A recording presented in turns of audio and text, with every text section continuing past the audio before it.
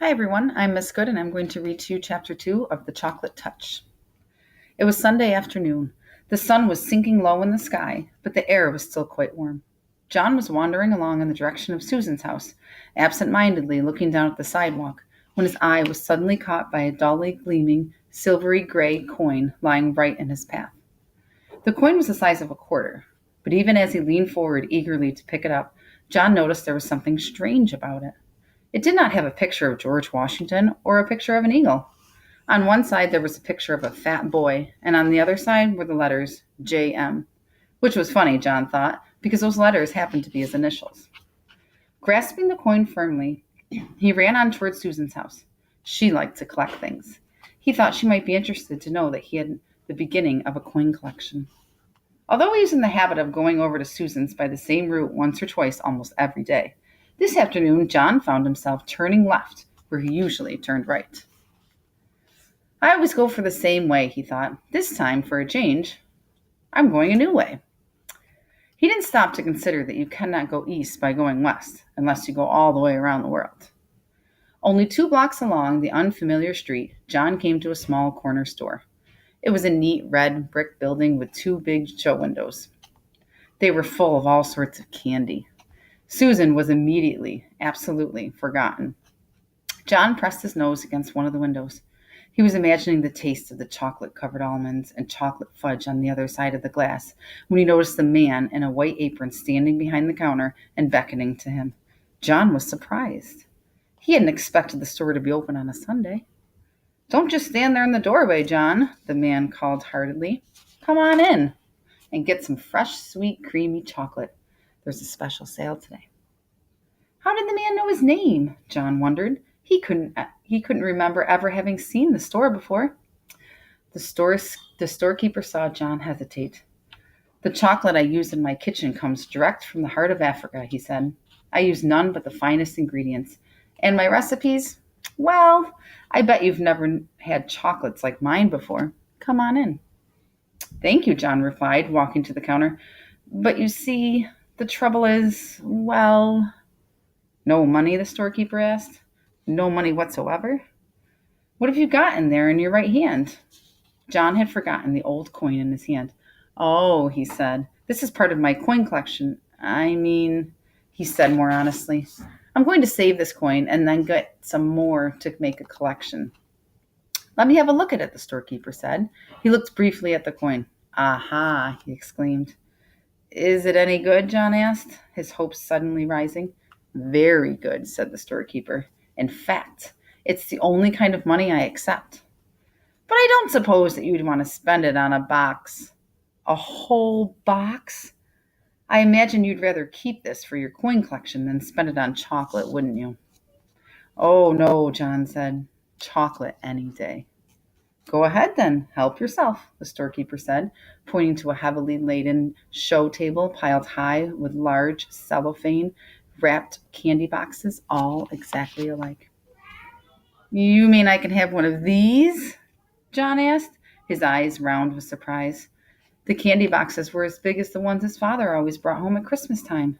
"Just help yourself," the storekeeper assured him. "That is, unless you think you might be better to ask your mother first." "She wouldn't mind," John said hastily and blushed. The storekeeper winked knowingly. "I'm sure she won't," he agreed. "Not in the long run, anyway." John tucked one of his large boxes under his arm, declined the storekeeper's offer to wrap it as a gift, thanked him, and hurried out of the store before there could be any question of anyone's changing his mind.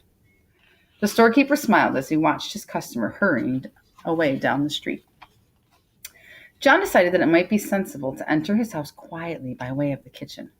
With a large candy box hidden behind him, he let himself in the back door and crept up the kitchen stairway on tiptoe toward his own room on the top floor. Just as he was about to round the corner on the second floor to continue his way upstairs, he had to stop for a moment while his father walked by, coming along the hallway from the bedroom telephone. "That was Mrs. Buttercup on the phone," Mr. Midas called to Mrs. Midas as he walked down the front stairs. She said she was sorry John hadn't been able to get over to play with his Susan this afternoon, but it was a good thing in a way, she thought, because Susan's already so excited about her birthday party tomorrow. I wonder where John could have gone to. As soon as the second floor was quiet again and John knew there was no danger that his candy box would be seen, he hurried silently up to his bedroom, pushed open the door, and slid the box under his bed. Then he walked heavily down to the living room. "Well, there you are," said Mrs. Midas. "We couldn't imagine where you had been. What have you been doing?" "Oh, just sort of playing around," John said. John usually took a long time to put his things away and undress and bathe and get ready for bed, for he thought sleeping was a waste of time. Because this evening he started yawning long before his usual bedtime. "Ho, hum, home, sleepy," John announced. "All right," said Mrs. Midas. "You better go be getting to bed. Time for your tonic." John's tonic came in a bottle. It had been prescribed by Dr. Cranium. John had to drink a big spoonful every night to make up for all the vegetables and fruit that he left on his plate at lunch and dinner. The tonic tasted like soap, mud, glue, ink, and paint. It tasted horrible. Much to Mrs. Midas's surprise, John ran ahead of her to the dining room cupboard where the tonic and the tonic spoon were kept. By the time she got there, he had already filled the spoon. Then, without any coaxing, he emptied it into his mouth. "Ugh," John spluttered. "Oof. Ugh." "That's a very good boy," Mrs. Midas said. "Now, why can't you be sensible and eat up your nice dinner that way? If you'd only stop eating so much candy, you'd be able to eat your meals properly, and you wouldn't need to take the tonic." Soon John was scrubbed and in his pajamas and in bed, ready to be tucked in for the night. Mrs. Midas sat on the bed and stroked his forehead for a moment. Then she leaned forward, kissed his cheek. John, pretending that he was very sleepy, shut his eyes and began breathing deeply. When Mrs. Midas rejoined Mr. Midas in the living room, she said, "I've never known John to be so good about going to bed before. He went to sleep in no time."